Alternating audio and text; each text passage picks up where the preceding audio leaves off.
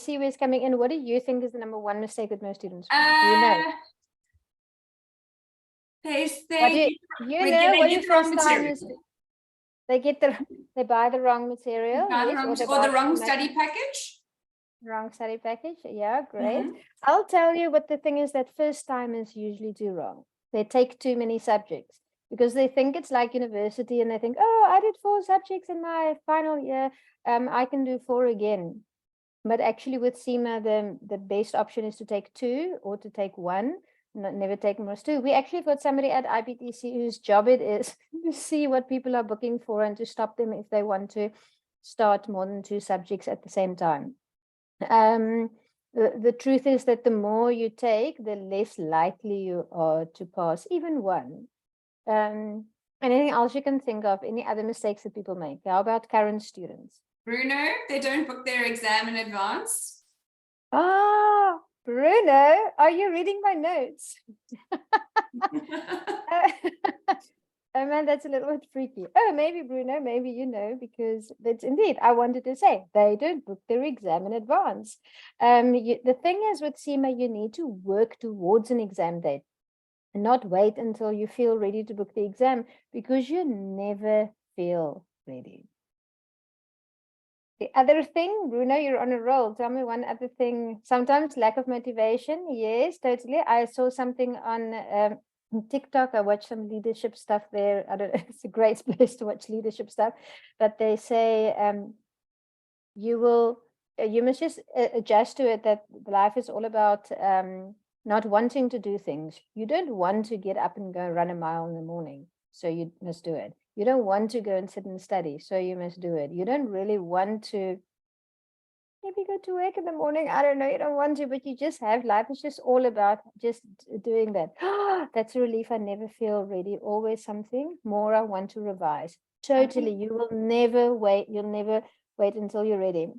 Other than those A+ students who were always the first one in the exam venue back at university, who walked in confidently, but that's such a small percentage of students. The majority of students will never feel ready on exam day. So you may as well book your exam. Yes, Vicky, also good one, not checking the CIMA website for available resources that can assist you with studying. Vicky, it is so weird. I think you and Bruno are looking at our notes, because I think this is exactly what Charissa is going to cover today. Oh, Lauren, almost load shedding. Please call me in the morning. Then we can chat about where to find resources on the CIMA website. So I want to tell you one of the other big mistake that students make is we call it the 60-40 principle. They don't do enough question practice.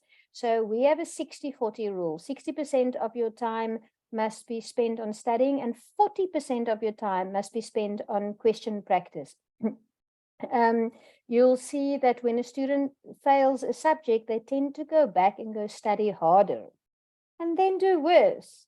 And what they need to do is go back and do more question practice. So Charissa will also. Yes, that makes so much sense. Practice, practice, practice. It doesn't really help to go and start reading through the whole study text again. Yes, and you used to say to students, sometimes when they fail, if we are also an exam center, so we get students from other colleges, and we would say, did you do all the questions that we gave you or that the college gave you? Did you do every question in the exam practice kit? And they'll say, the what kit? Yeah, they got the book, they just didn't, they only studied, they didn't do question practice. So my name is Nikki Moritz, and I will be your host today. I'm the CEO of IBTC, and IBTC is the leading tuition provider in this space, and we're well known for our remarkable pass rates. I'm joined by Charissa Cousins, our COO, who is also a current CIMA student. Tonight is the 3rd day of our webinar series on how to webinar series. The whole series isn't about how to navigate the website, but tonight is about how to navigate the website, and we look at how to find useful resources and how to register for the exam. Charissa, you didn't get a chance to introduce yourself. No, you did it for me, no problem. I am a current CIMA student, and I'm here to take you through how to navigate some really important resources on the website and how to book that very important exam. So how is it that you know, Charissa? Oh, why do you know? I want to say because it's my job to know. It's our job to make sure that we are the experts and that we have the knowledge to share with our students. So we deep dive into everything, saving you time, saving you money. I'm pretty sure that's like a Nashua slogan, but Yes. that's our job. We support the students, and so it's our job to make sure that we find out all the information so we can share it in a simple way for you. Alicia, don't tell Nashua. I'm pretty sure it used to be So, that anyway. Yes. Tell me, anybody who has been on the new CIMA website, can you tell me what your experience is with the new website? 1, it would be very bad, 3 would be fair, 5 is good, and 4 is good, and 5 is very good. I'm loving it. It's very intuitive. Tell me how you are experiencing the new website. If you haven't been there, it's okay. Poll on the session. So if it pops up on your screen, you can just vote and let us know.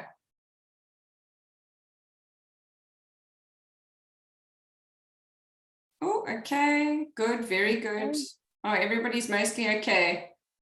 For me, if it's okay, it means you probably haven't done much on it. It's that can't comment. It's that can't comment line. Should have added in. Yes. Can't comment. Okay. Okay. All right. Share results. I'll share the results. Okay, so we are struggling quite a bit. We were struggling quite a bit with the website, but maybe because we're so used to the old way of doing it, and we are trying to find our way, and we feel that we need to know, we have all the correct answers. We need to know everybody's questions and what anybody wants to do on the website. So it took us a little bit by surprise.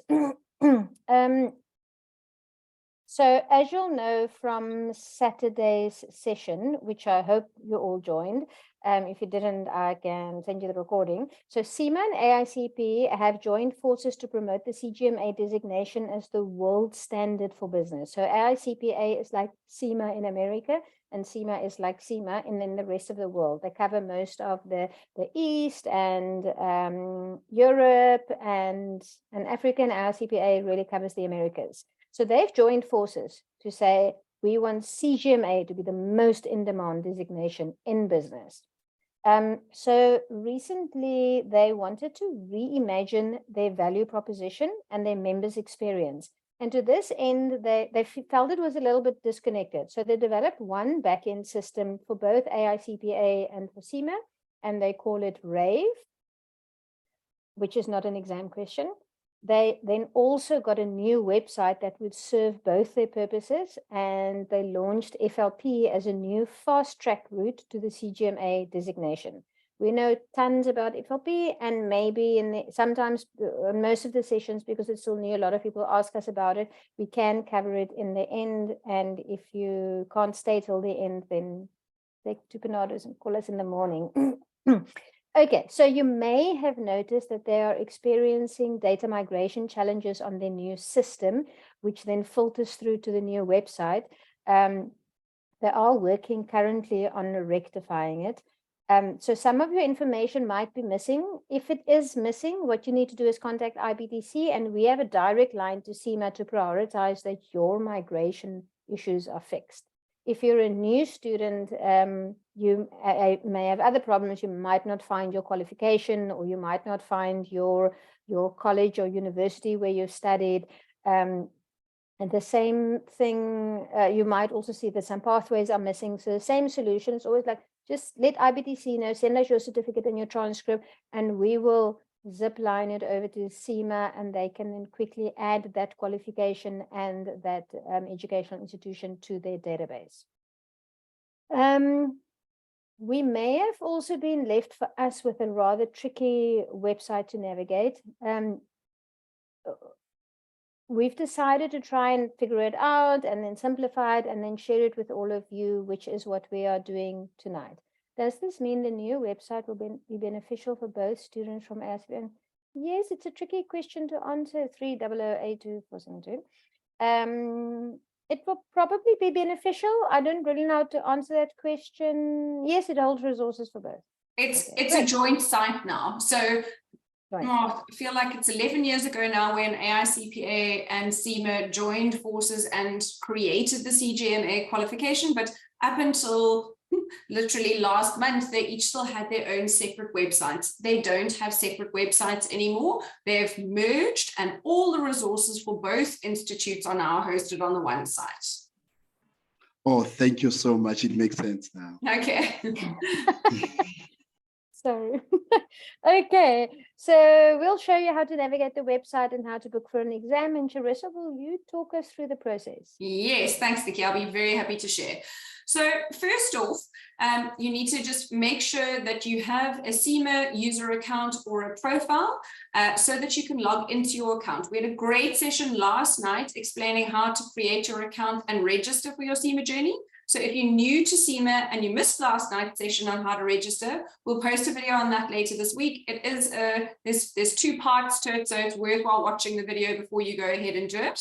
But if you're a current CIMA student and haven't yet logged into the new site, that's quite straightforward. You just need to set up your new user profile on this new site.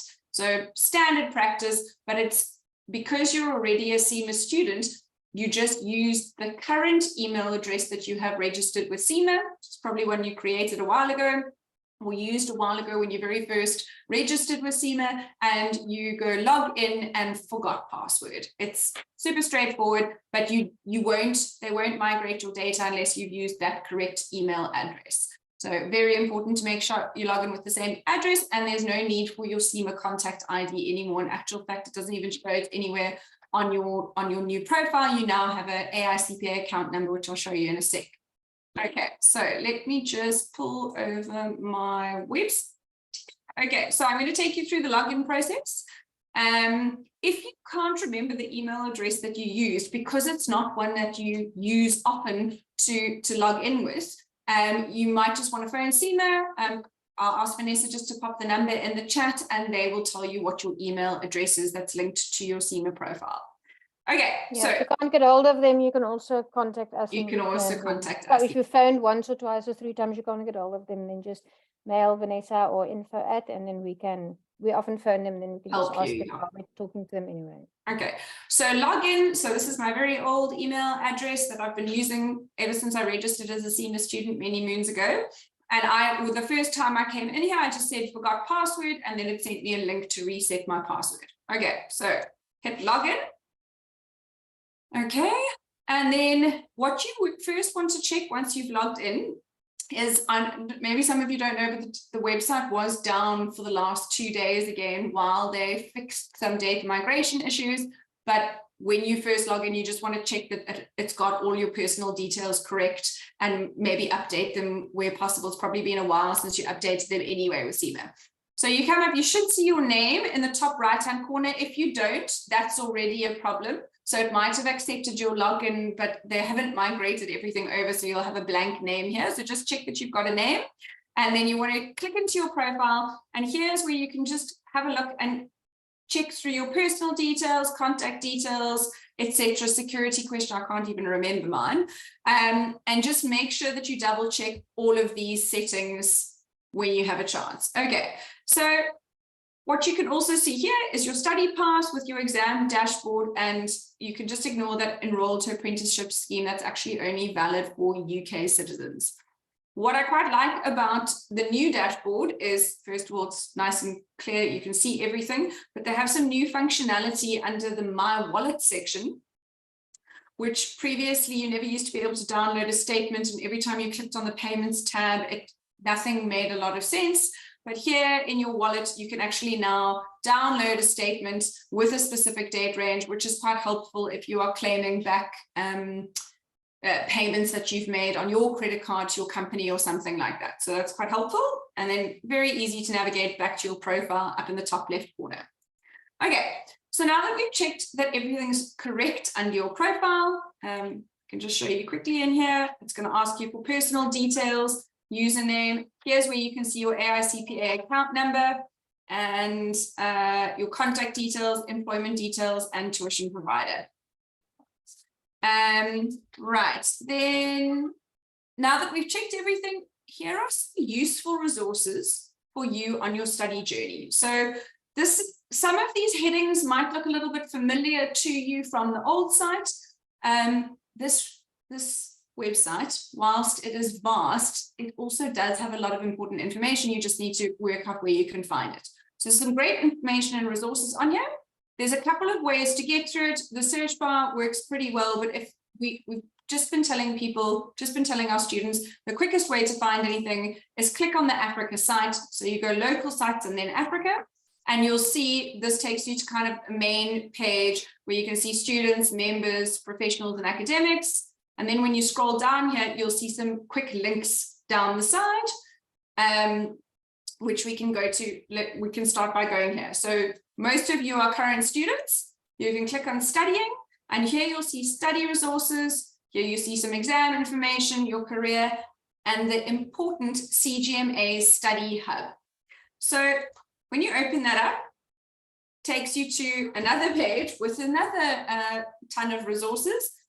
I wouldn't worry too much about the study guides. There's actually not much of value there. It's based on the Kaplan material and it's all paid for content. So you go in there, you think it's going to be cool and have some free information. You click on it and it says, oh, £45, £35, you're going to pay for everything there anyway. So don't worry going there under study guides. But the most valuable tab on the CGMA study hub is when you click on exam resources. So here is where you click under exam information. Here we go. This is great. They've got an onboarding guide. They've got your exam timetable. They've got FAQs about the remote versus online proctored exams, tables, formulas, calculator guidance, etc. So that I find is quite helpful when you are thinking about scheduling your exams. But the other area that I like, that I do see, I think it was Alicia who posted a comment saying she Googled resources for a case study. This is where you would come and find it. You come back here to case study resources, and this is invaluable. This is, if you only ever look up one resource on the whole CIMA site, it would be these case study resources, because this is where you find your pre-CIMA material, the post-exam guides that are distributed by the examiner after each case study sitting, and a walkthrough of real-life exam answers. Okay, right, going back to your study page here. So that's kind of an overview of the CGMA study hub. This is actually old. Most of you should have had access to it before, but now it's linked from the CIMA website. So further down, you can see how to schedule an exam information. Sorry, I've lost my place here about, where are my events gone? Sorry, 1 second. Local sites, let me just, maybe I've clicked one through. Joining CIMA. Okay, upcoming events. Don't know how I skipped past this, sorry. So if we do have upcoming events in the Africa region, you'll see them here. This is also where you'll see latest industry news, things like that that are impacting CIMA members and students will be posted here. And this I also find quite interesting, which is the CIMA Salary Insights. This is where you can compare your salary against other CIMA members and students across the globe, which is quite interesting to know if you're, especially if you're looking to move or you're trying to work out if you should be paid more, have some information to take to your manager. Okay, so Sarissa? Yes, sorry. Sarissa, just scroll back to the news. Yes. Do you think that, when you set up your profile, you have to say what areas you're interested in, what industries you're working in? And I imagine when we did that session yesterday, that then feeds into what news you receive, right? So it should be quite relevant to your preferences, you've said? At this stage, we haven't seen them tailoring the news feed yet, but I assume they will. So okay. On going back to the profile here, when you get to your home page, I assume they're going to start tailoring what's trending, or the information that where you have selected your interests will start appearing probably on your news feed. So yes, either there. Okay. Yeah. So now, actually, I'm exactly where I need to be. So second part of today's session was to let me talk you through how to book your exam. So when you are there any questions on the resources stuff? I'm just thinking maybe somebody saw something and thought, oh, how do I get to that again? You know that what's the importance of the post-exam guide? I wrote it's a must. Why, if anything, you go here, you must go and look for the post-exam guide. And can you show me again very slowly how to get to it? Okay, so if I show you very carefully how to get to it, there's a number of ways you can search for it here, but otherwise local sites. In Africa, I like to always open everything in a new tab, otherwise I get lost. And then you scroll down to scroll down. Oh, sorry, so this is one of the glitches on the CIMA site. It seems to get stuck in a bit of a glitch and keeps reloading. You go to studying, and then down here, you'll see the CGMA Study Hub. And then it was on the right.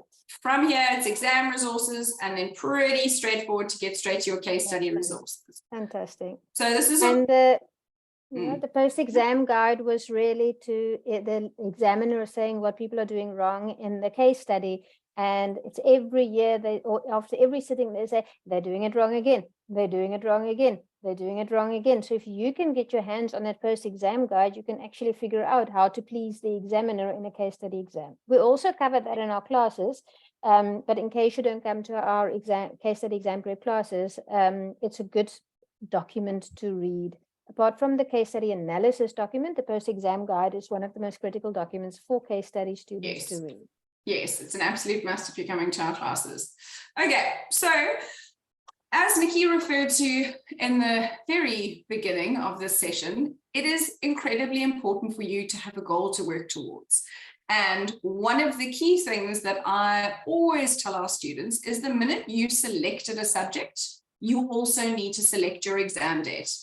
And so what is key, it's the same, any of you have ever heard me talk about, I use a half marathon or a marathon as an analogy. And when you start your running training program, you already know the date of the Two Oceans Marathon, or for the crazy people who are doing the comrades, you know when they're going to do you know that date, and you have that date in mind. And from 3, 4, 5, 6 months prior, you know exactly what you are working towards. So booking that exam date, sorry, 1 second.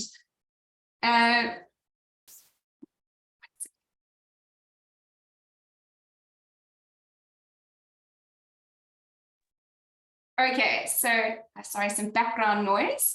So where you want to go to book for your exam is on your dashboard. You can go straight here to number 5, which is scheduling your exam. Okay, so I can go back to, or I can go to my profile. There's so many different ways to do it.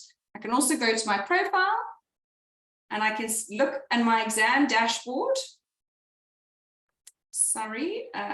Excuse me 1 second. My exams dashboard right here, and next I can decide what exams I'm trying to write. So I can see here what I've completed. I can see here that this is the level at which I am ready to write. And I open up, and here I can see objective tests and which things I have available. Okay, so I can see here also if I have any exam credits. So this is if you've already paid IBTC, then we would have loaded your exam credit on, and you'll see that it's available to be used. If you haven't paid or bought an exam token yet, you can then pay as you're booking. It will be the final step in the book your exam thing. Also, if you're a student who's recently signed up and you had an exam token automatically added on when you did your exam registration, it will show up here, usually under an e-pillar exam, if that's what you, because that's where they're wanting you to start. Okay, so now you would select book now.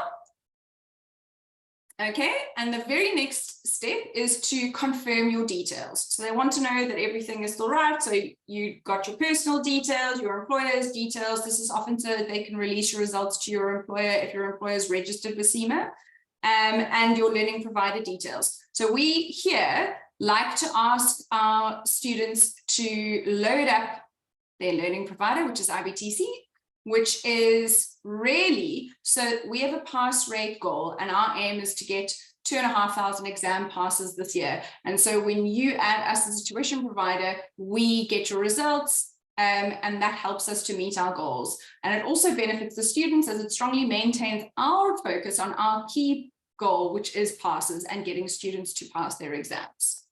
Okay, so also another thing is you just want to make sure that all your data migration has happened through here.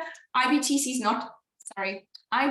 not showing here at the moment because of a data migration problem, and they haven't loaded all of our venues yet. So we'll tell you when that happens. Okay, so once you've confirmed your details, you'll next see the exam terms and conditions. Please make sure you read through them properly. It's not often that I'll tell people to really take the time to read the T's and C's. Usually it's just a bunch of blurb, but a lot of this is very important for what happens on exam day, what you need to bring with you, and the rules and the regulations around actually sitting for your exam. So it's super important that you read through that and make sure that you are quite familiar with what's required from your side to come and write an exam. Okay, so you can then say I've read and understood. You can see there's a section on admission to the exam room, online proctored examinations, which I'll talk about in a second, and some other couple of things during the exam, etc. Completing the exam. Okay, so then you want to go confirm and continue booking at Pearson VUE.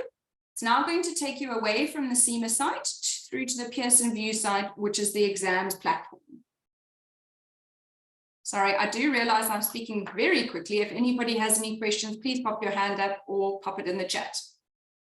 Okay, once you're here, so if you have lots of exams available and you're trying to search through your whole list, you would use the search button, but otherwise you will see all the exams you are eligible to write will be listed right here. So here you can see that I actually have two versions of E2. I've got E2 Managing Performance Online and E2 Straight Managing Performance. The difference between the two is this one, the one down here at the bottom, this plain one with nothing next to it, is the standard. You go to a Pearson VUE test center and this is where you write. If, on the other hand, you want to do the online proctored exam, which is not in a Pearson VUE test center, it is online at home or at your office where you've got a setup that meets all Pearson VUE's online proctored exam requirements. It's quiet, you don't have interference from everybody else, you have a very good stable internet connection, you've got a camera, and there's a whole lot of requirements and criteria that you need to meet if you choose that online proctored exam.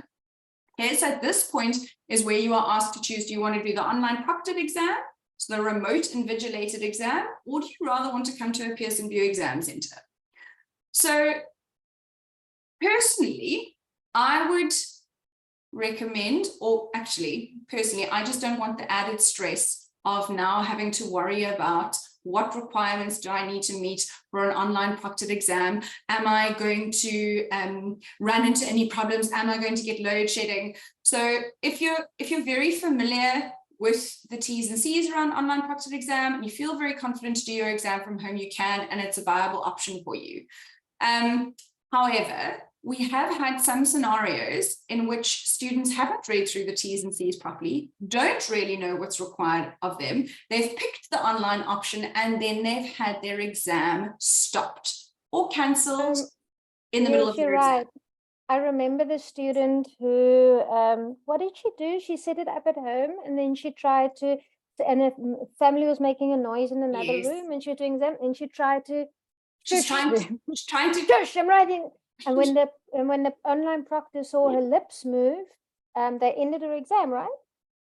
Yes, they literally just cut her exam. The invigilator tried to make contact, but wasn't happy with the reasons that she'd given for the fact that she was looking away.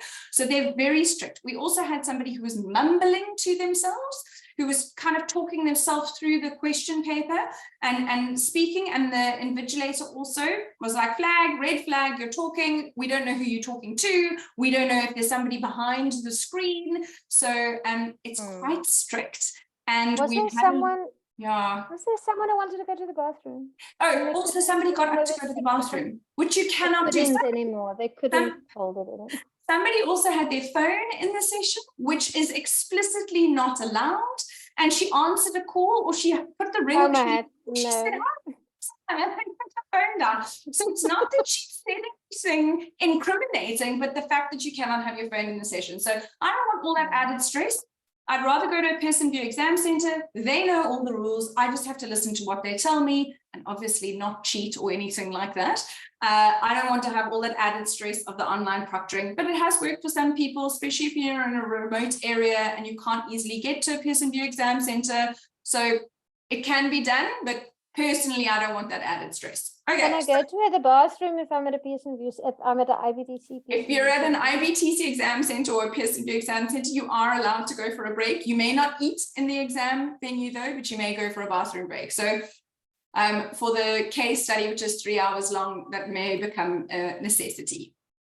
Okay, so now I'm going to select E2 managing performance.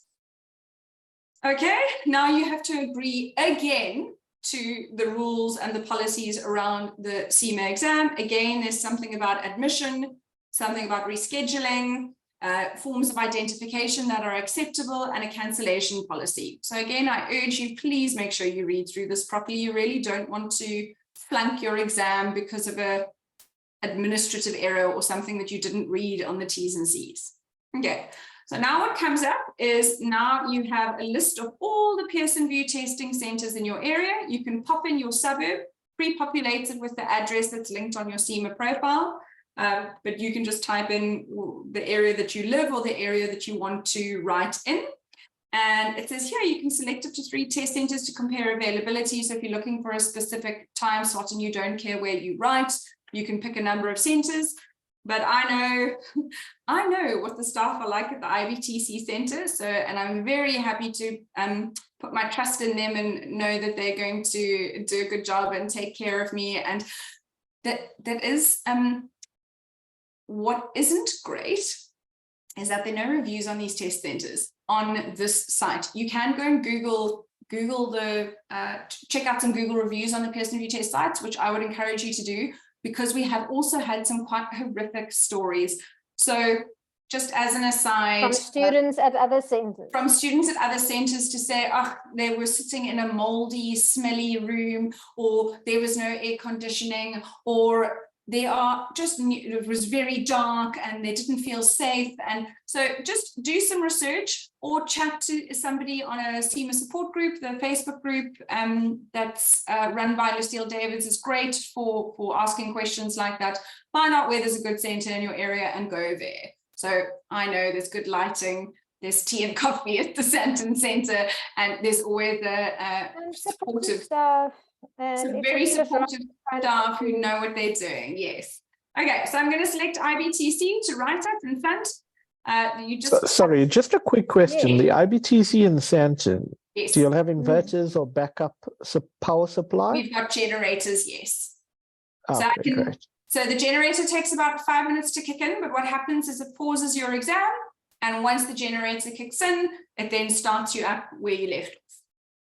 So we actually have a student who just happened to in her case study, and she was like, don't worry, it was seamless. She wrote us such a lovely testimonial because she was so worried about it, and it all worked out absolutely perfectly for her. Okay, so I'm going to select a test center, go next. This is pretty straightforward. It's actually very similar to the old way that you used to do it. It now asks you for a date. I don't really want to write tomorrow, but just to show you, I could select tomorrow, and it will then tell me what time is available for my session. So I can book this appointment, or I can explore more times by going back to select a different date. So once you go book this appointment, I'm not like, oh, didn't actually want to do that. Oh, thankfully it didn't let me do that. Didn't actually mean to select book that appointment. Once you can book that appointment, it will then take you to a payment screen where it was me stressing that I've accidentally booked an exam. It'll then take you to a payment page where you will either be able to use your available token, or you can pay via credit card immediately. Okay, so because I'm not going to do anything here, I just click on the home button, and it's going to take me straight back to my profile on the CIMA site. Sorry, can I stop you for a second? So you can literally study, and then if you're ready like 2 days before you want to write, you can just book. Yes, you can. Yeah, Yes. you can book just more than 24 hours in advance. Yes. Oh, In perfect. line with what we said previously, I don't know if you joined from the start, but we said Yeah. one of the biggest mistakes that students make is that they study, and they don't book their exam. They wait until they feel ready, but you will never feel ready for the exam, or very seldom Yeah. do you feel ready. So we tend to say, maybe if you get about halfway and you think, actually at this pace, I think I should be ready in about 8 weeks or 12 weeks or 3 weeks, then book it and then work towards it. But it's true that you can book 24 hours in advance. Okay, Yeah. perfect. So I've Just got more than 24 hours. Yeah.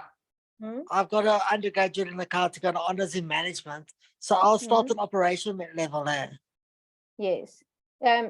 You've got what in management? I got honors in management, but I got an Yes. undergraduate accounting degree from Wits. Yes. Yes, that is sounds ops about level. right. It depends. How long ago did you get it? More than 7 years ago. 2018. Oh, you're fine. Yeah, you'll start at ops level. Okay, perfect. Thank you. Yeah. But the best thing to do is don't actually quote me on that. Rather just go through the registration process. You upload your certificates. You tell them exactly what college you studied at or university that you studied at, and it will show you what your exemptions and your experience and all of that. And based on that basket of information, they will then provide you with your exemption route or your Yeah. All right, advanced thank entry you. point. Yes. Okay, If you thank need you. help, it's always just a phone call away. You can phone Vanessa at our office. Actually knows a whole lot about exemptions. And if you need help, we also recommend that if you're going to do that online, you can book a Zoom session with us just so that you can share your screen and you can say, what must I answer here? What they asked me for my academic experience and my work experience. And what must I Okay. answer? What must I answer? And then we can do it via Zoom with you. All right, that's perfect. How much does that Zoom session going to cost me? Nothing. Okay, I'll set one up then. Thank you. Cool. Yeah, Okay. we're happy to support anybody. So you don't have to be a student with IBTC. Obviously, we always hope you are, but there's no obligation to come and study with us. We just really are happy that you get cracking on your studies. I'm gonna definitely join you guys. Okay. Fantastic. Cool. Thank you. Yeah. Okay. Toko asked, do we have classes? I'm not sure what that means, Toko. Yes, we have classes. Is actually the answer. Sorry, Shirisa, I didn't mean to. No, interrupt. I was just going to say, before I go back to the last few Okay, slides, sure. anybody want me to show you anything else on the dashboard here or on the website? Or you all good? All good. I'll take it as all good. Okay, back here. Right. Okay. Sorry. Okay, so Shirisa, Yes. I noticed that you didn't book your exam. What's stopping you from booking your exam? Put me on the spot here, Nikki. So for me personally, I am when I decide that it's time for me to do my next subject, I've got a lot of life-changing events happening. We're busy moving and trying to settle in. I also do have 2 small young children who require a large amount of my attention right now due to the move. And so I don't want to book anything now, and I don't want to commit. So I know that when I do have time, when I've got 3 months and I know that my schedule is going to open up, then I can do my next subject.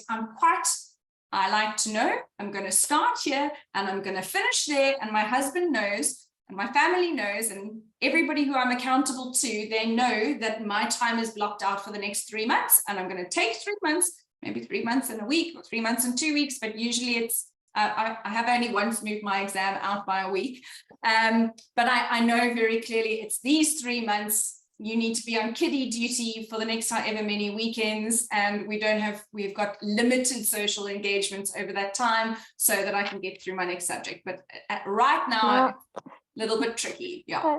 I totally understand. No pressure, but I do want to know how can we help you with getting committed? So I think what I do love, and I am a bit biased, yes, I do work for IBTC, but I like it when somebody gives me a call. I like to know that you haven't forgotten about me. So even when I hear Bongani or Nash phoning me saying, Sharissa, we've got you down for this next subject and you haven't picked your start date yet. Then I know that I know you're looking out for me, and it's nice to me. Cool.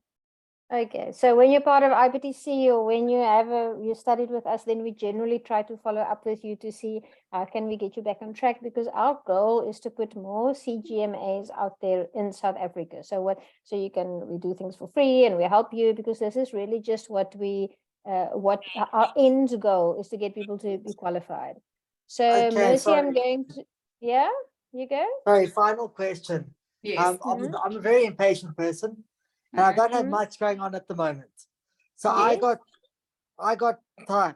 I can study every day. I can put this as number one priority. How long will Just it take me program. to get from operational level through to strategic level? If I bag it all out as quick as I want.